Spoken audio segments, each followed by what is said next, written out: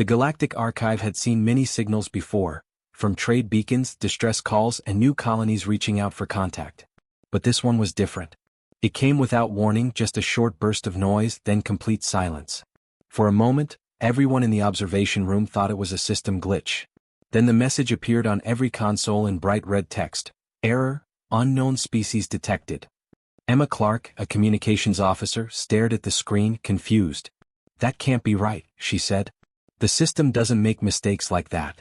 Her superior, Commander Jonathan Hale, walked in, his steps calm but firm. He looked over her shoulder and frowned. Run it again, he said quietly. Emma did. The same message flashed back instantly. Error, unknown species detected. No one had seen that alert in centuries. The archive had mapped thousands of civilizations, all properly listed and studied. Every species, every culture, neatly categorized in the database. For something to show up as unknown was impossible. David Mercer, the data analyst, leaned over his console and started typing rapidly. Signal origin, outer spiral arm, he muttered. Coordinates put it near an unregistered system.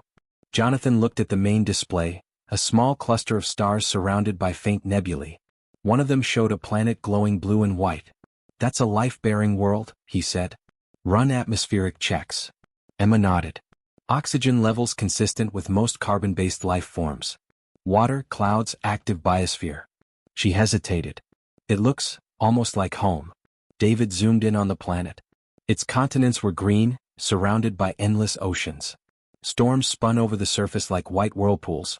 The system labeled it automatically, designation, Earth. Jonathan crossed his arms. That's not in our database. It should be, David said. Every habitable planet has been scanned and recorded. This one, it just appeared. The communications array began to flicker. Lights dimmed.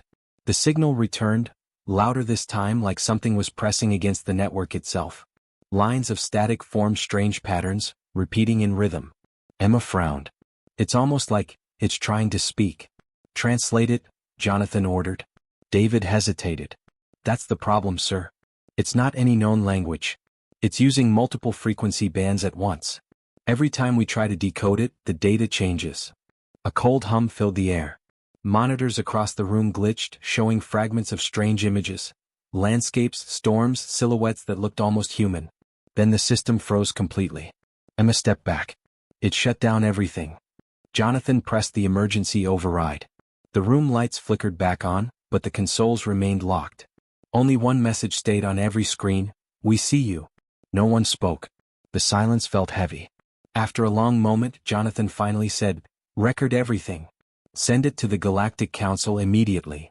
David looked up, pale. "Commander, that message, it came through the defense systems. Whatever it is, it bypassed our firewalls like they weren't even there." Emma tried to steady her voice. "Sir, could it be a lost civilization? Something ancient?" Jonathan shook his head. "If they were ancient, they'd have records. This feels new." Hours passed as they ran scans again, each attempt met with the same strange reaction. Their instruments glitched, readings changed, and every piece of data linked to the signal began to rewrite itself. Even the star charts started to rearrange as if the galaxy itself was updating. Finally, Emma whispered, "It's learning. Every time we look at it, it learns how to block us." Jonathan didn't answer. He was watching the planet on the main display. Blue oceans shimmered under white clouds. It looked calm, alive, unaware of the stir it had caused among the stars. David broke the silence. "Sir, should we send a probe?" Jonathan hesitated, then nodded. "Yes. We need to know what's down there." The probe launched an hour later. Its signal was steady at first, sending back images of the upper atmosphere, lightning storms, auroras, dense clouds. Then, suddenly, the transmission cut off. Emma tried to reconnect, her hands moving quickly. "Signal lost," she said, her voice shaking. "Run a backup," Jonathan said. "I'm trying." "It's gone." The last thing they saw before the feed died was a flash of light. Not an explosion, but something else. It looked like the probe was surrounded by energy, pulled apart molecule by molecule, then absorbed. David swallowed hard. "It didn't destroy it," he whispered. "It took it." Jonathan stared at the dark screen. "Shut it down," he said quietly. "All of it. No more scans, no transmissions. We don't know what we're dealing with." But the system didn't obey. Consoles flickered back to life. The same line of text appeared again, glowing in white this time, not red. "We see you, Jonathan Hale." Emma gasped. "It knows your name." Jonathan's jaw tightened. End transmission. Now. The room went dark. The message lingered for a few seconds more before fading into static. When the lights came back, everything seemed normal again. The planet still glowed faintly on the display, blue and peaceful. But now the catalog system refused to identify it. Whenever someone tried to label it, the screen went blank. After several failed attempts, the system displayed a single line of text, glowing softly in the darkness. Error, unknown species detected. Jonathan stood still, his expression unreadable. Then in a quiet voice he said, "Send a warning to the council. Tell them to leave it alone." No one argued. Somewhere far beyond the stars, the blue planet turned slowly in its orbit, silent, calm, and watching. The council's research fleet approached the small blue planet with care. Every ship was fitted with the latest scanners, translation systems, and defense barriers. No one expected danger. This was supposed to be a study mission, a simple check on an unlisted world. Commander Reth, the leader of the fleet, watched from the bridge as Earth filled the main viewport. Clouds swirled in white ribbons, and vast stretches of ocean glimmered beneath the sunlight. "Beautiful," he murmured. "But unstable." Behind him, his science officer Lyra nodded. "Oxygen-rich, high-gravity, intense radiation. Life here shouldn't be possible." Reth smiled slightly. "And yet it thrives. Begin surface scans." The scanners hummed to life.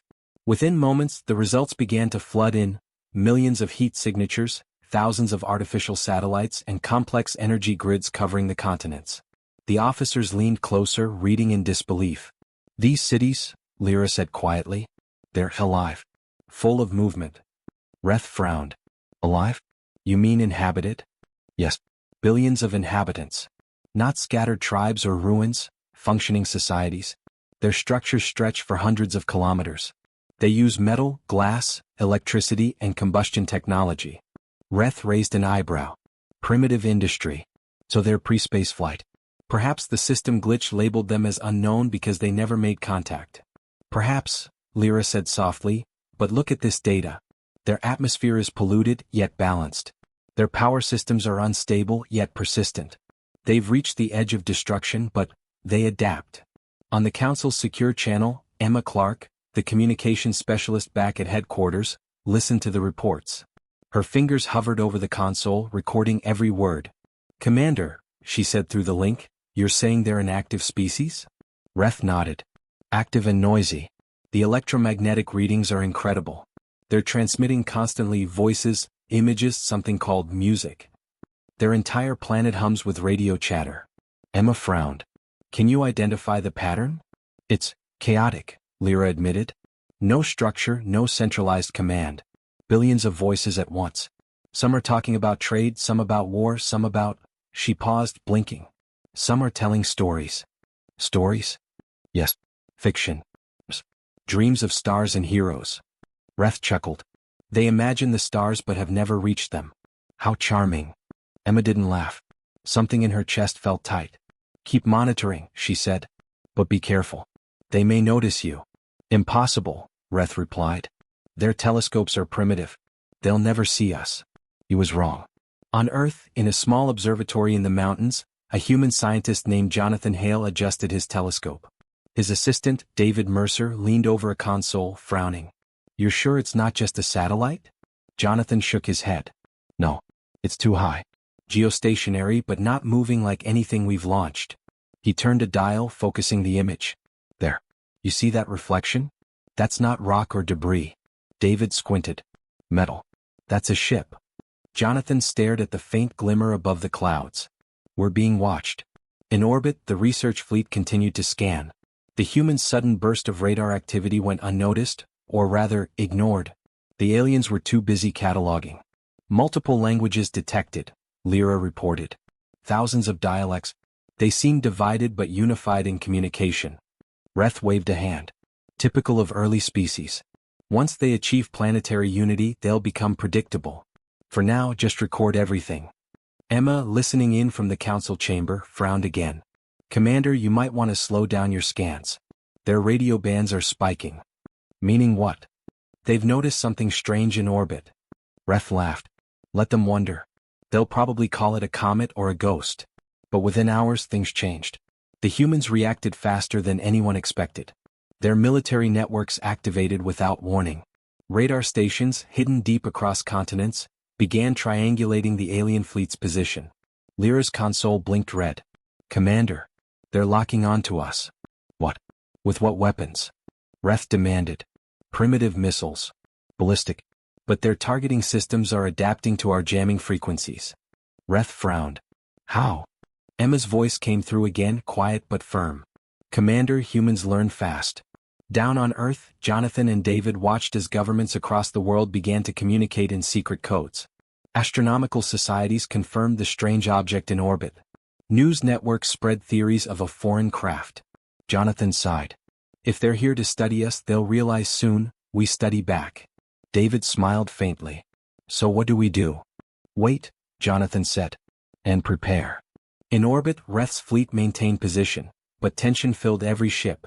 The humans hadn't fired yet, but their electronic interference was growing stronger. Every time the aliens tried to map the planet, their systems scrambled. "It's like they're fighting back with information," Lyra said, her voice tight. "They're corrupting our scans." Reth growled. "Pull back. I won't risk our ships for a planet of primitives." Before the fleet could retreat, something unexpected happened. Every alien console went black. Then, across all channels, a single human voice spoke, calm, steady, unmistakably clear. "You are being observed. Leave orbit immediately." Lyra froze. That's not possible. How did they break through our encryption?" Reth stared at the silent planet below. "They can't know our language." Emma's voice crackled through the comms again, astonished. "Commander, that message, it came from your own system. They didn't transmit it. They rewrote it." The bridge fell silent. On the main screen, Earth rotated slowly, half in sunlight, half in shadow. Then, for the first time in the fleet's long history, the map changed color. The green light marking Earth flickered, then turned yellow. Reth whispered, "What are they?" Emma didn't answer. She only stared at the planet and whispered to herself, "Humans." The Galactic Archive was never meant to panic. It was the most advanced data system in the known galaxy, vast, ancient, and infallible.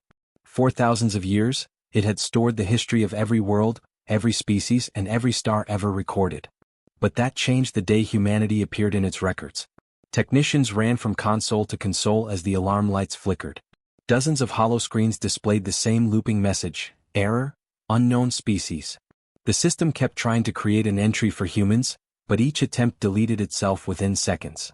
Even the backups failed, wiped clean before anyone could isolate the code. Emma Clark stood among the chaos, her face pale under the glow of the monitors. "It's like the system refuses to write their name," she said quietly. Jonathan Hale, calm as always, leaned over her shoulder. "Maybe it's not refusing," he said. "Maybe it's protecting itself." David Mercer frowned from across the room. "From what?" "They're just another species. Biological, fragile, chaotic. Sure, but not dangerous enough to break the archive." Jonathan didn't look up. "That's what everyone thought about us the first time." Emma typed rapidly, opening manual logs to bypass the automatic filters. She entered the basic information: planet, Earth. Species, human. Class, sentient. The text appeared for a moment, then flickered and vanished. The only thing left was a blank screen with the same phrase burning across it: "Error, unknown species." David slammed his fist lightly against the console. "It's impossible. Even blacklisted species get registered. The archive has data on extinct civilizations and hostile empires. Why not this one?" "Because," Jonathan said, stepping back, "humans are still writing their own story." Emma glanced up at him. "What do you mean?" He pointed to the central display, a galaxy map showing the spiral arms in glowing blue. A faint pulse of light spread from the Sol system, rippling outward. Every time the system tries to define us, it pulls live data from the field. But humans keep changing. We adapt too fast for the algorithm to contain. The head archivist, an elder alien named Reelan, floated closer, his translucent skin flickering with agitation. "You're suggesting humans are unclassifiable?" Jonathan nodded. "That's what the system is saying. You've built the archive to identify patterns, but humanity doesn't follow patterns. Every test, every record, every prediction breaks when it touches us." Reelan folded his tendrils, clearly disturbed. "Unacceptable. Every species must have a category." Emma tried again, entering data under a false name. She replaced human with Terran, thinking maybe it would trick the system. For a brief second it seemed to work. The entry filled with information, physical descriptions, biology, technology level. But then the screen glitched again. The data melted away, replaced by one line: system override, unauthorized classification. David let out a low whistle. They've broken the archive. Not broken, Jonathan said. Changed.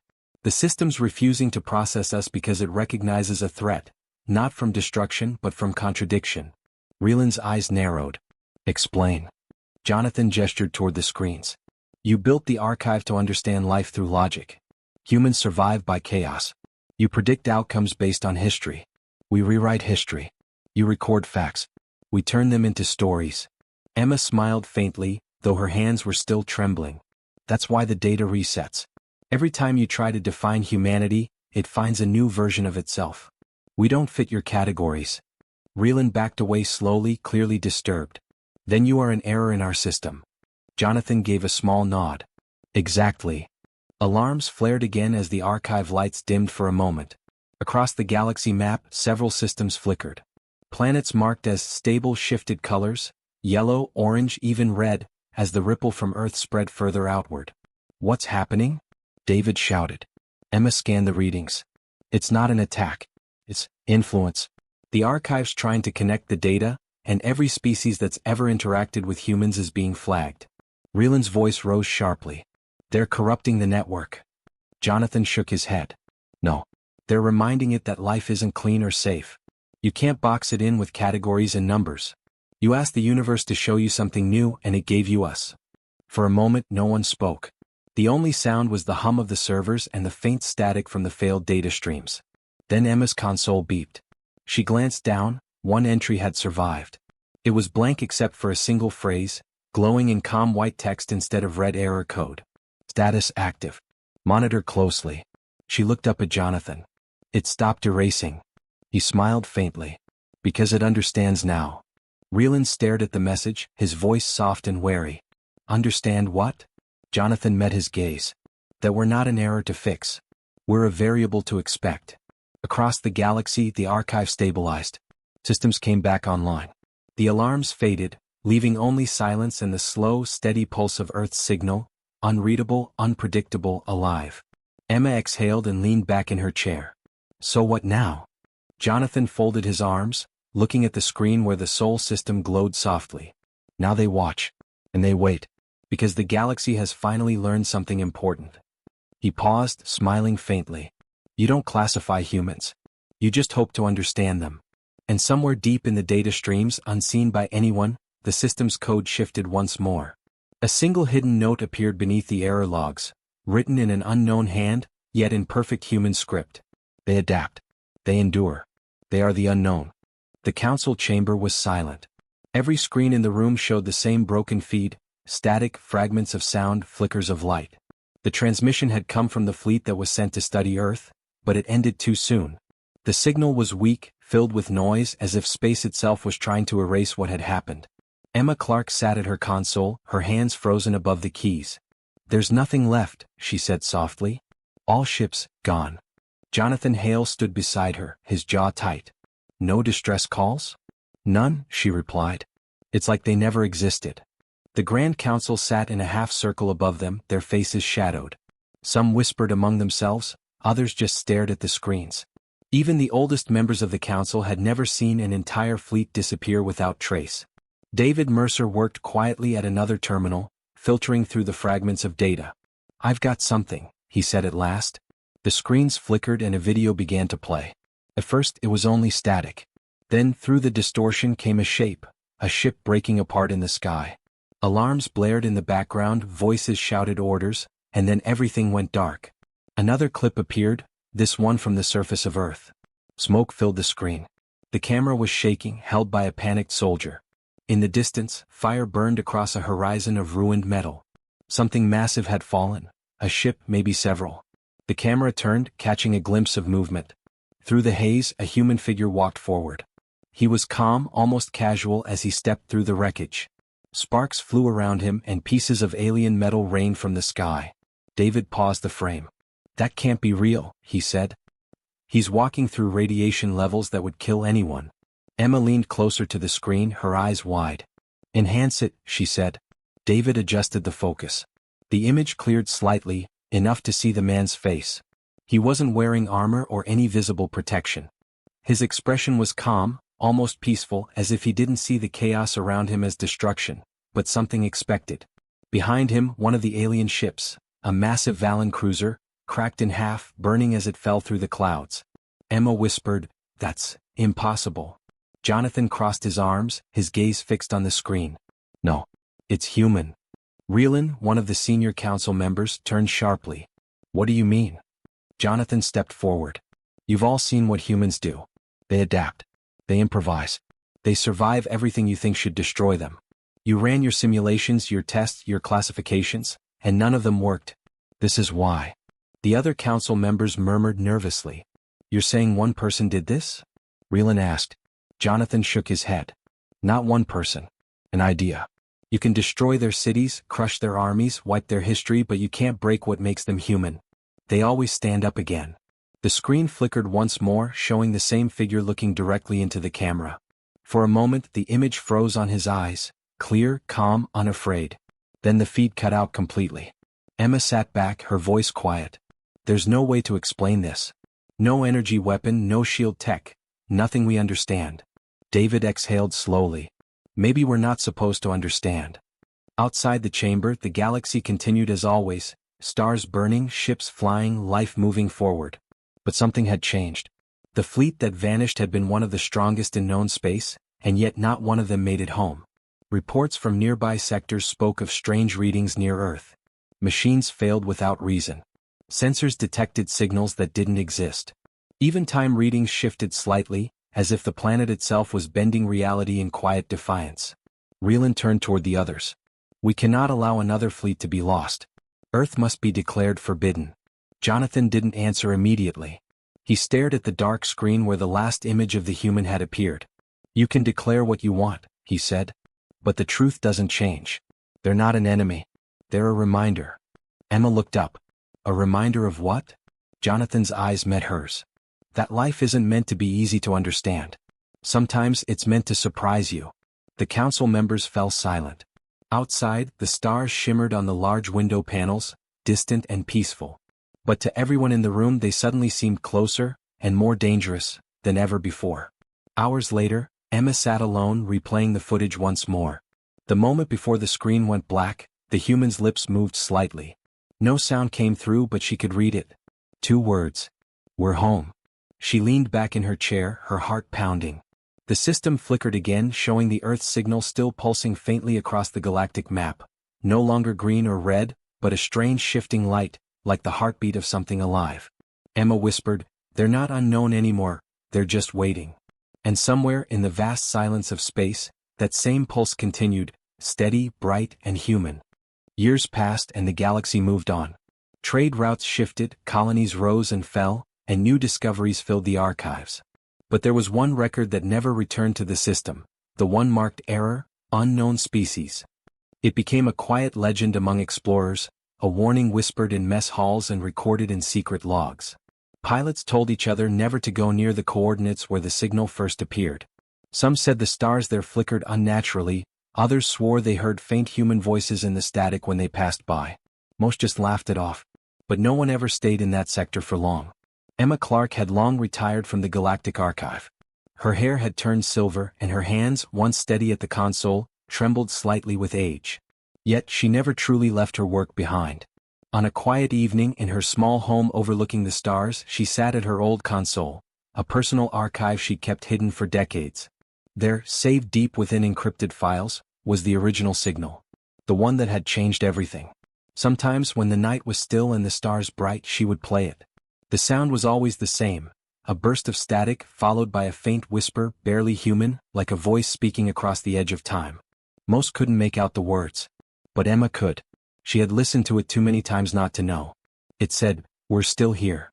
As the faint sound faded into silence, Emma would lean back in her chair, close her eyes and smile softly. One evening a soft knock came at her door. She rose slowly and opened it to find Jonathan Hale standing there. He looked older too, his face lined with years of service, but his eyes still held the same quiet determination. "Jonathan," Emma said warmly. "It's been a long time." He smiled. "Too long." She let him in and they stood by the window, gazing at the stars that filled the dark sky. The galaxy looked calm from here, peaceful even, but both of them knew how fragile that peace truly was. Jonathan spoke first. "You still keep it?" Emma nodded and gestured toward her console. "Every time I think about deleting it, I can't. It feels alive somehow." He chuckled softly. "That's just like them, isn't it? Always leaving a mark." For a moment they were silent, just listening to the soft hum of the ship engines outside and the distant crackle of stars. "Do you ever wonder," Emma said quietly, "if they knew what they were doing? If they sent that message on purpose?" Jonathan crossed his arms. "Humans? They don't always know what they're doing. But they always find a way to make it matter." Emma looked thoughtful. "The Council never found another trace of them. No signals, no colonies, no signs of expansion. It's as if they just vanished." Jonathan's gaze stayed fixed on the stars. "Or maybe they learned to hide. Maybe they're watching, waiting, making sure no one ever tries again." The room fell quiet again. The stars seemed to flicker brighter for a moment, as if listening. Emma turned to him, her expression soft. "Do you ever regret it? That we found them?" Jonathan shook his head. "No. The galaxy needed to be reminded that not everything can be measured, labeled, or controlled. Some things are meant to stay unknown, and that's what makes them powerful." She smiled faintly. "You sound like you still admire them." He nodded. "I do. They're dangerous, unpredictable, impossible to understand, but they're also the reason the stars are interesting again." Emma looked back out the window. "You think they'll come back?" Jonathan paused, then gave a small, knowing smile. "They never left." As if on cue, her console flickered. The lights dimmed slightly and the old file, the one marked error, unknown species, appeared on the screen without being opened. A low hum filled the room, not loud but enough to feel through the floor. Emma froze. "I didn't touch anything." Jonathan stepped closer. On the screen, a faint pulse of green light began to move across the data logs. It shifted rhythmically like a heartbeat. Then, through the static, the voice returned. It was clearer now, stronger, steadier, unmistakably human. "We're still here." The console went dark again. The stars outside seemed to shimmer brighter, and a faint ripple passed through the night sky, as if something vast had moved far away. Neither of them spoke for a long time. Finally, Emma whispered, "Do you think they know we're listening?" Jonathan's eyes stayed on the stars. "They always know." He turned to leave, but before stepping out, he looked back at her with a faint smile. "Keep the file, Emma. Don't let the Council erase it. Some things shouldn't be forgotten." She nodded, her eyes glistening. "I won't." When he was gone, Emma sat alone once more, the stars glowing softly beyond the window. She played the signal one last time, just to hear it again, that fragile voice reaching across the endless dark. "We're still here." She smiled through tears. "Yes," she whispered. "You always are." Outside, somewhere beyond the rim of the galaxy, the faint pulse of blue light flared once more, the same signal that started it all. Only now, the archive systems didn't display error, unknown species. This time the message read, "Humanity, status, active." And then, as quietly as it appeared, it vanished again, leaving only the stars, the silence, and the echo of laughter from a world that refused to be forgotten.